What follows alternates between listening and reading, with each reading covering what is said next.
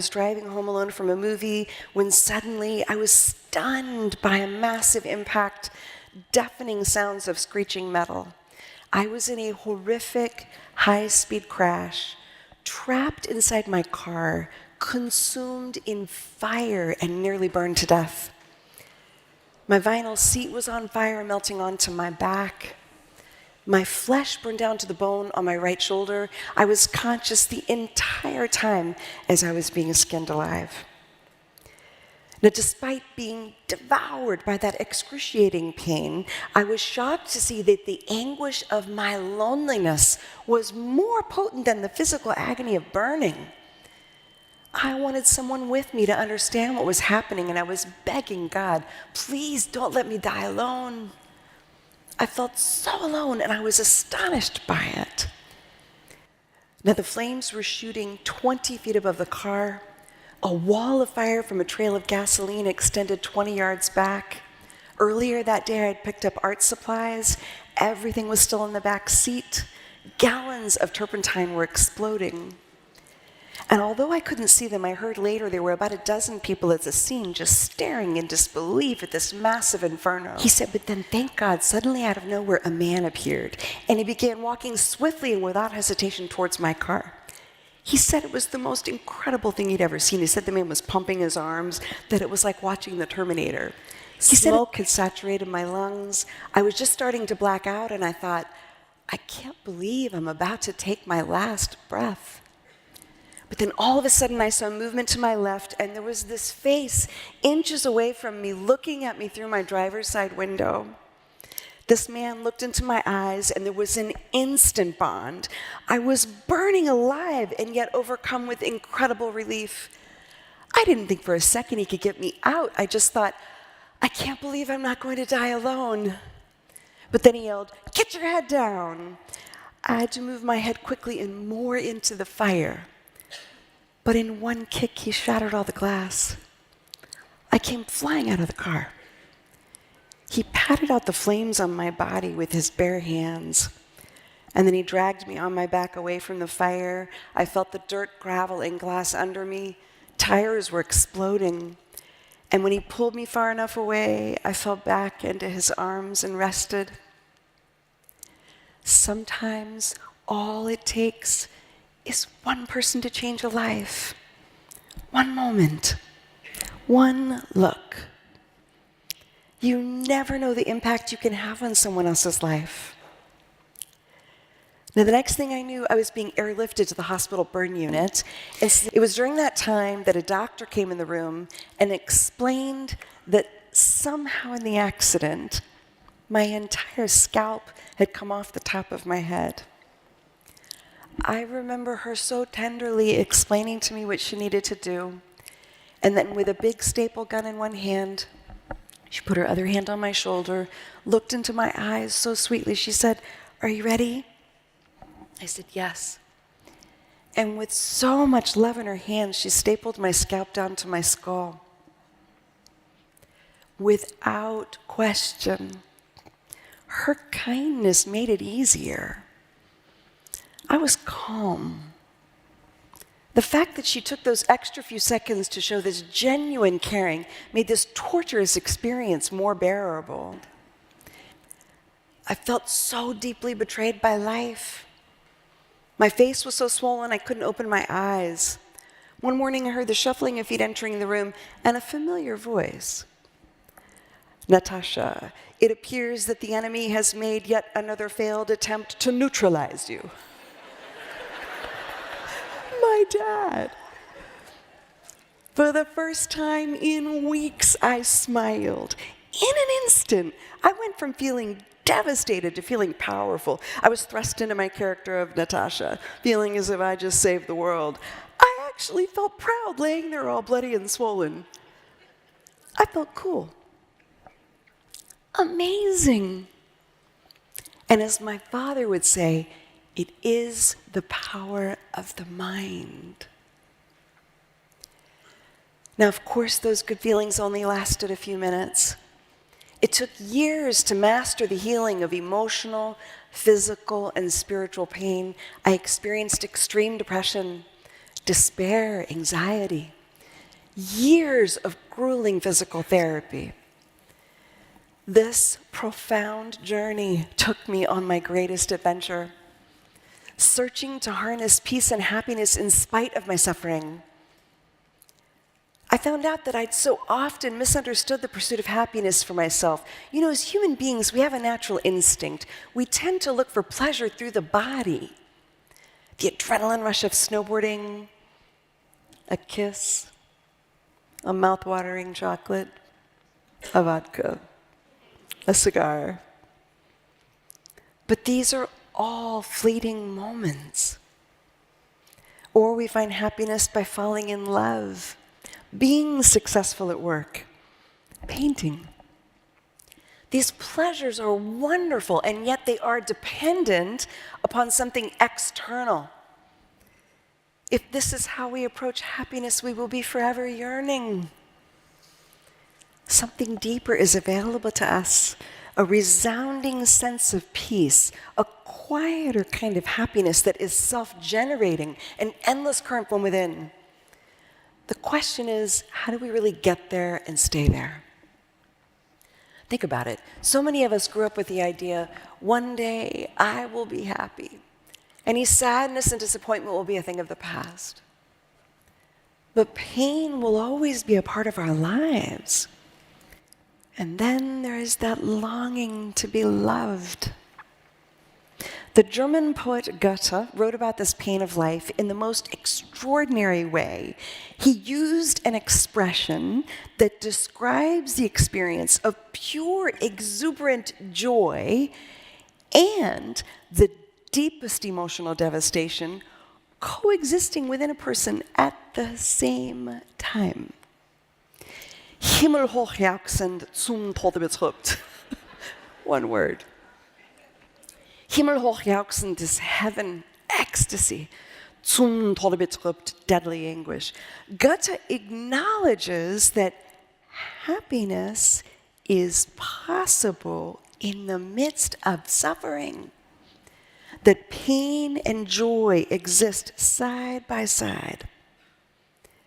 Embracing this idea is an essential foundation for building a peaceful life.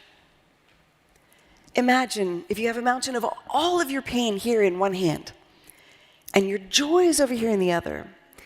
Even if it's the smallest thing, you focus on that joy. You build it. You grow it. You nourish it so much that eventually your joy towers over your pain. My friends, this is one of my greatest secrets to living an empowered, fulfilling life. Now, of course, none of us want to feel pain. It's natural to push it away or try to find ways to ignore it. However, there are moments in all of our lives when we're forced to confront it. On the burn unit, nurses had to scrub my body with what felt like wire brushes to get the dirt, gravel, and glass out that was embedded in my flesh. My fever was so high, doctors worried about seizures, brain damage, and kidney failure. My mother counted more than 300 staples in my back alone.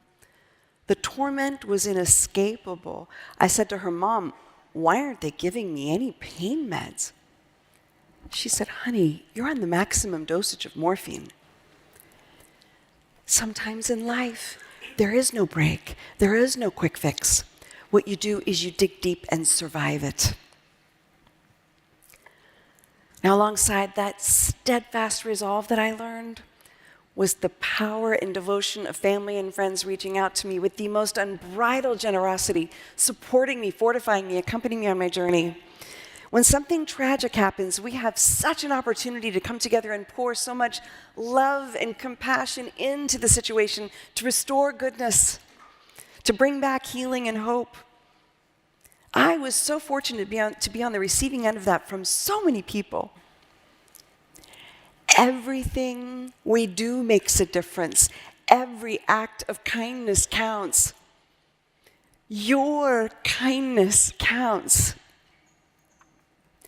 And oh, do I remember the kindness of my nurses. They seemed understaffed on that burn unit, sometimes so busy running from room to room, changing bandages, checking IVs, and still there were so many times they would stop without saying a word, just to hold my hand. Those memories have never left me. I still see it and feel it. I often reflect on the fact that I was too drained and weak to say a single word to them. They still have no idea truly just how much those moments helped me. You all do have such an awesome responsibility to help people heal. And I'm sure there have been many times you two went the extra mile for someone and no one said, thank you. Maybe like me, they were too sick, too distracted, or too much in pain. Or perhaps they were a difficult patient or colleague or stranger. But you kept showing up and giving anyway. On behalf of all of those people, I say thank you. And it's important for me to say here, too, that to me, compassionate care isn't just about being kind. Being an expert at your job is compassionate care. Being fully present with your tasks and triple checking your work is compassionate care. Keeping your organization financially healthy so everyone can continue to be there for the patient is compassionate care. Staying up to date on the most effective delivery of treatments that minimize pain and discomfort is compassionate care. Your dedication to staying adaptable in shaky times, to find your devotion to making care better by utilizing efficient data and technology is compassionate care. Everything trickles down to the patient. And please remember that I said this today. Every single person in this room has hidden talents and gifts. People are so much more than they appear to be. You are so much more than even you can see. And we can help each other with this. When you see someone's gifts, when you see their talent or their greatness, say something, speak up, tell them. In this way, we're helping each other become the best version of ourselves. And you may think a person doesn't need to hear how fantastic they are at something, but everybody deserves to hear it on a regular basis. It's all about community. Look at this wonderful community you have here today. When you come together in this way, it is an incredible source of strength. We are in uncertain times, and in times of uncertainty, the power of community takes on exponential benefits and gifts. I know in today's hectic world, it can feel so easy to feel so stretched. It may feel like there just isn't time to bring kindness in some of these brief interactions we have with family, friends, colleagues, strangers. But we can. We can learn to master the art of bringing our love and kindness to someone in the blink of an eye, 3 seconds, with a genuine smile, a supportive hand on someone's back, or maybe it's the attention you bring to the sound of your voice or the look in your eyes, holding someone's hand so they know they're not alone. A simple expression of love. And it doesn't have to be about saying the right words. I'll give you a great example. I remember being on the burn unit one day. I wasn't aware of anyone in the room, and I was overcome in a moment of extreme despair and pain. I was deep inside myself. I thought I was totally alone, and then all of a sudden a nurse leaned over the bed above me, so close to my face, and she looked into my eyes with the most incredible sweetness. And then she put her hands on my head and ran her fingers through my hair. She never took her gaze off of me, and her love washed over me. And I felt healed. It was a 7-second interaction, and I will never forget her. You are the healers of the world. Whether someone is directly working with a patient or on the leadership side, the finance side, in IT, on the admin side, serving on a board or on the informatics side, this is who you are. This is how I see you. Anyone who eases pain is a healer, and anyone who supports someone else to ease pain is a healer. Anyone who can bring love and kindness in the midst of a stressful environment is a healer. Every single thing you do on behalf of another person's well-being counts. It matters. It's never a small act. The world of medicine, the science and technology of it, takes people so far, and still there's a vital need for the human connection, for your presence. If you take just one thing from me today, let it be that compassion heals the places that medicine cannot touch. You are healing the places that medicine cannot touch. Now, as time passed in that hospital room and I was slowly able to start to move beyond all those raw feelings from the surgery, skin grafts, and debridement, I began to ask everybody to find the man who saved me. I had to meet him. I found out that his name was Roger Pepper, and I'll never forget the day he came to visit me. He showed up with an extra large cheese pizza and 2 strawberry milkshakes. It's just so cute. Now remember though, on the night we met, we were surrounded by fire. There were flames whipping around us, and he was tall, 6'2", and fierce and powerful as he saved me. So that's who I was expecting. But when he showed up in my hospital room, he sat so humbly in the chair in front of me, so modest, so benevolent. I stared at him in awe. I kept thanking him. I remember him saying, "Allison, I went to Vietnam. I'd seen many gory scenes there. I knew exactly what I was walking into, and I couldn't believe you were alive." Do you know, every single time I tried to say, "Roger, you saved my life," he'd stop me. And he'd say, "No, Allison, it was you who saved me." Roger explained. He said, "Allison, 6 months ago, my wife, the love of my life, died from cancer.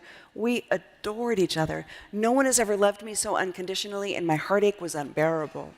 He explained that after his wife's death, he lost all motivation for his life, left his entire career in marketing, and became a security guard just to pay the bills. He said, "Allison, it was during that time I began to reflect on my entire life."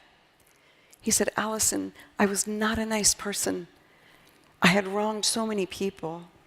And he shared very openly that he'd gone into such terrible shame and regret over this, that he'd lost his will to live.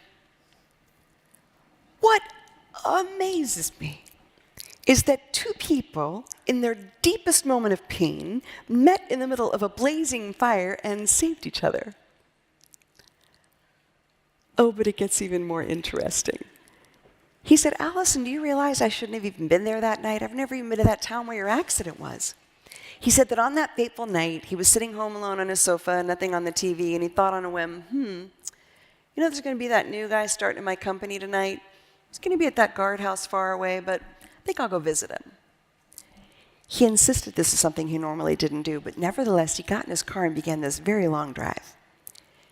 Nearly 1 hour later, he pulled up to that guardhouse and saw my car bursting in flames directly in front of that guardhouse. When the firemen arrived later, they said if he had hesitated even 3 seconds, I'd be dead. Roger always said he felt he was born for that moment. And of course, I never stopped thanking him for saving my life. His story is such a beautiful journey of redemption and healing. Roger went on to fall in love again, rebuilt his whole career in marketing, and ended up bringing so much happiness to everyone around him. I adored this man. Now, unfortunately, he did pass away from a stroke a number of years ago. But for years, he would call me every few months just to check on me. And he'd always say in his southern drawl, "Allison, I went to pull you out of that car that night, but I'll never stop pulling you up. I'll never stop." He knew I was struggling for a long time. Roger was always so sensitive to that part of my journey. He understood depression and despair. Now, so far today, I've talked about tragedy, right? But what about the everyday emotional challenges of just being human? The helplessness of witnessing suffering in the world, the sting of our own self-judgment, the times when we all have moments of fear or loneliness.